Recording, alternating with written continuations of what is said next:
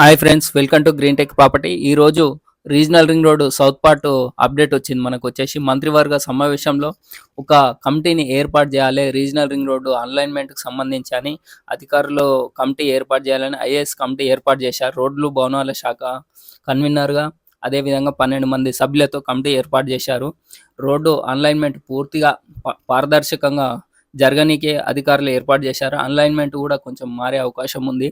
అలా అని ఈ అధికారులతో ఏర్పాటు చేశారు. మంత్రివర్గ సమావేశంలో నిర్ణయం తీసుకున్నారు.